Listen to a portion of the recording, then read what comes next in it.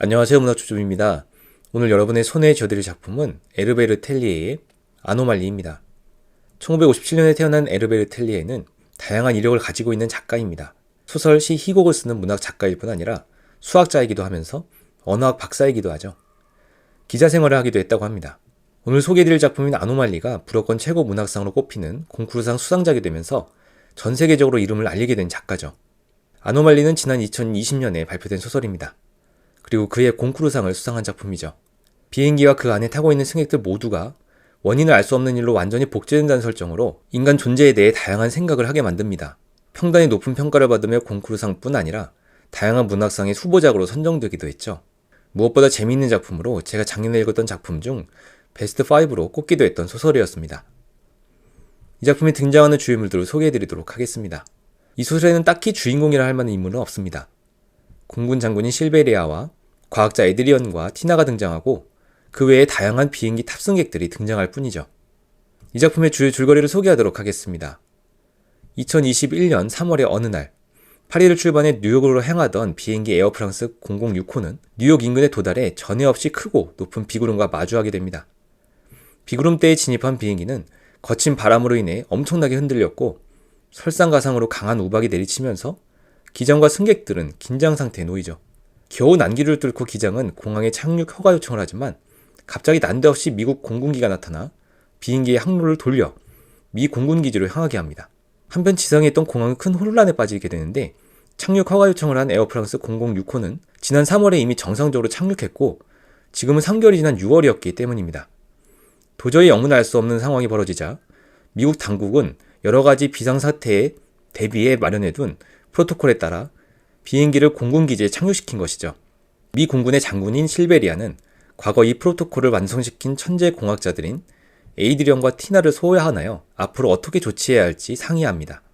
에이드리언과 티나 역시도 말도 안 되는 이 상황에 당황해하고 당국은 일단 탑승객 전원의 통신기기를 압수하고 신원조사를 시작하죠.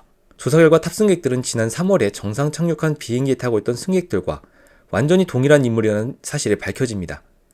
더욱 패닉 상태에 빠진 군은 이 사실을 대통령에게 보고하는 한편 노벨상 수상자급의 학자들을 모아 이 상황을 설명할 수 있는지 자문하죠. 하지만 세계적인 과학자들조차도 이 사건을 명쾌하게 설명하지 못했고 그들은 이 세계가 프로그래밍된 가상의 세계이며 비행기와 승객이 복제된 사건은 일종의 오류라고 결론 내리죠. 미 정부는 유수의 종교 지도자들을 모아 상황을 설명하지만 그들 역시 다투기만 할 뿐 어떤 합의에도 이르지 못합니다. 미국은 이 사건을 일단 비공개하는 한편 세계 주요 지도자들에게 이를 공유했는데 사실 얼마 전 중국에서도 같은 일이 있었지만 중국이 이를 은폐했었죠.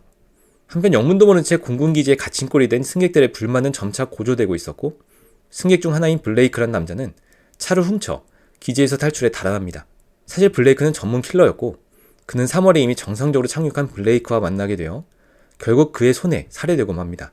시간이 하루 이틀 흐르면서 공군기지에 민간 여객기가 착륙해 계류되어 있다는 사실이 서서히 외부로 알려지게 되면서 언론은 진실규명을 요구하죠. 미 당국 역시 언제까지고 승객들을 격리시켜둘 수는 없었기 때문에 고심 끝에 그들을 3월에 착륙한 그들 자신과 만나도록 조치합니다. 승객들은 사실을 인지하고 3월에 자신과 조우하는데 제각기 처한 상황에 따라 저마다 다른 반응을 보이며 나름의 적응을 해 살아가죠. 어떤 가수는 자신의 쌍둥이 형제를 찾았다며 그룹을 결성하고 어떤 여자는 한 자식을 공유하며 같이 어머니 노릇을 하기도 합니다. 또 누군가는 사랑하는 남자의 아이를 가진 3월의 자신을 위해 떠나는 것을 선택하기도 하고 어떤 누군가는 3월의 자신과 함께 TV쇼에 출연하기도 하죠. 승객들 중에는 빅토르 미제리라는 작가가 있었는데 불행히도 3월에 그는 그 사이에 아노말리라는 이름의 작품을 남기고 스스로 목숨을 끊은 차였습니다.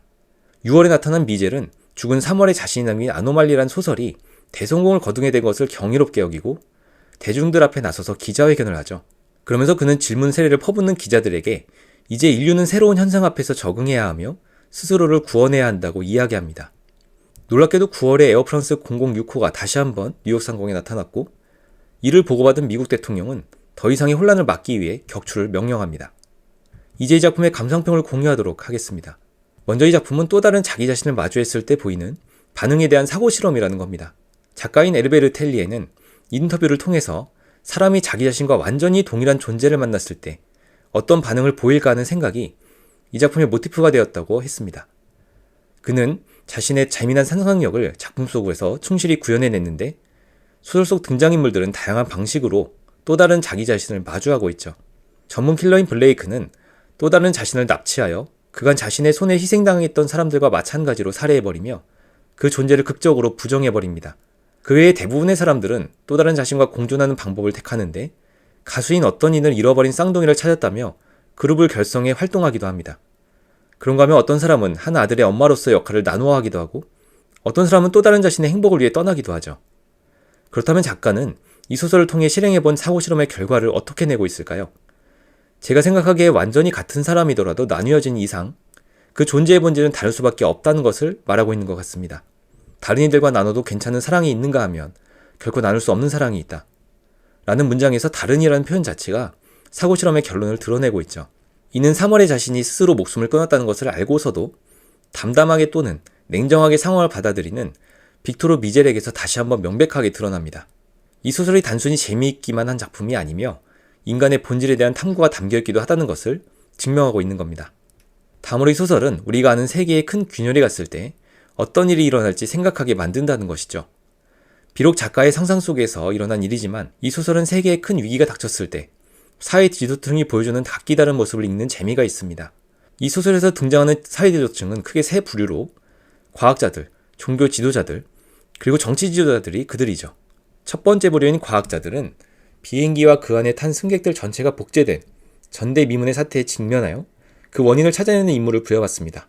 각계의 과학자들은 머리를 맞댄 끝에 우리가 살고 있는 세상이 프로그램화된 곳이며 이 사건은 프로그래밍의 오류 같은 것이라는 결론을 얻죠. 흥미롭게도 이 사건에 대해 그나마 쓸만한 역할을 한 집단은 과학자 집단이 유일합니다. 두 번째 부류인 종교 지도자들은 미국 대통령의 지시에 의해 특별히 초대되어 모였지만 그들은 어떤 결론도 도출해내지 못하는 모습이죠. 각자가 속한 종교의 관념에 따라 현상을 해석하려 할 뿐 머리를 맞대지 못하고 도리어 갈등만 일으키며 아무런 소득 없이 모임을 파할 뿐이었습니다. 세 번째 부류인 정치 지도자들이 보여주고 있는 모습은 더욱 최악이라 할 만한데 그들은 진실 감추기에 급급하죠. 중국 주석은 얼마 전에 자국에서 있었던 똑같은 사건, 비행기와 탑승객들 전원이 복제된 사건에 대해 타국에 알리지 않고 은폐해버립니다.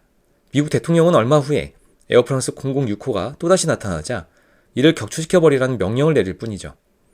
이런 모습들은 재난을 소재로 한 작품들에서 흔히 나타나는 클리셰라고 볼 수도 있지만 이런 클리셰가 대중들에게 수용되는 이유를 생각할 필요도 있습니다.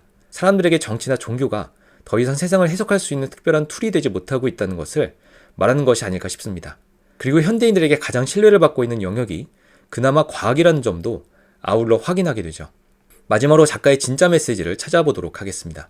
앞서 이 소설이 단순히 재미만을 제공하는 작품이 아니며 독자들이 인간과 사회에 대해서 생각을 하도록 만들고 있다고 했죠.